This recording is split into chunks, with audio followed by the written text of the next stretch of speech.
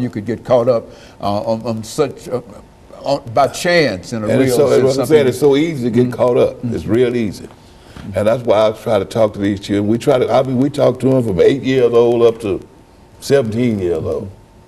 So we want to reach them while they're young, because once they get 13, 14 years old, it's hard to reach them.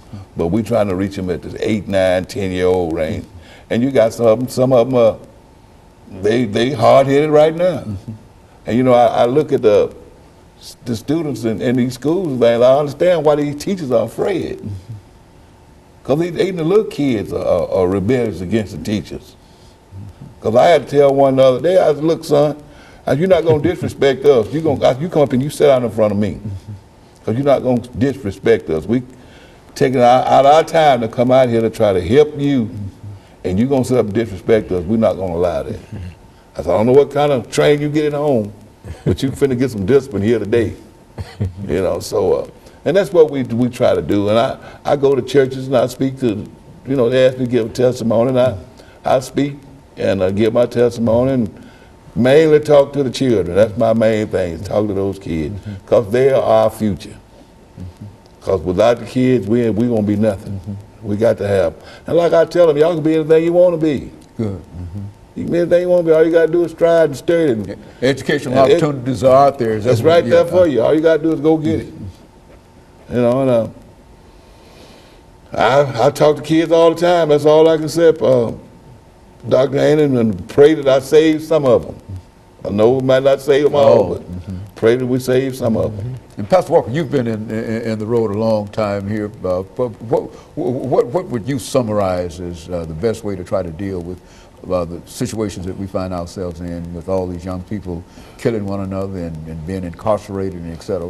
What are some of your thoughts in that direction? You know, I was was in a meeting, and a young lady was there, and what she was saying, Dr. Haney was there. She said, you all's generation failed us, failed our generation. And it made a lot of sense, because Dr. Haney, it's almost like we got what we were looking for, and we kept the information to ourselves. We didn't share it. There was no longer any real sincere caring and concern to the degree that would cause us to come out of our comfort zones and go into those areas and places, and in some cases make the sacrifice to educate, encourage, and empower and equip our youth so they can deal with some of these challenges that they're facing, because it's happening.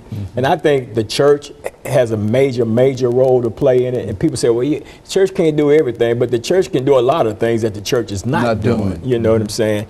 And that's a serious issue right there. We're so focused on coming to church and having a worship service and having a good time, and then going home into our own little cubby holes, and then we're content. I call it being salvation satisfied. I got mine, you know, and I'm satisfied. And that's not good enough, Dr. Haney. There's got to be a major push, because a lot of our morality, the things that we learn, good behaviors and good virtues and things, they have always come from and through the church.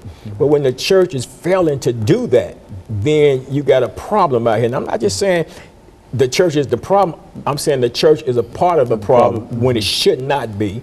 We should be a bigger part of the solution, along with, you know, good parenting and stuff like that. But when you think about young people having kids that have not been parented themselves, then what can they do for the kids? So if somebody else has to take that role, assume their responsibility of not only helping those children, but to help the parents of those children to understand how to parent those children. And so in real sense, I think we get back to the final thing, and that it's almost a community responsibility. It's not one entity, a church, or one parents, or whatever. It's all of us. We have to work together. That's the only way that we can solve this problem. I mean, as a pastor, if I see somebody in my church that got children and can't parent those children, then I've got to do something. I've got to do something. And of course, let me thank you and Mr. Mathis for coming by and giving us that excellent information.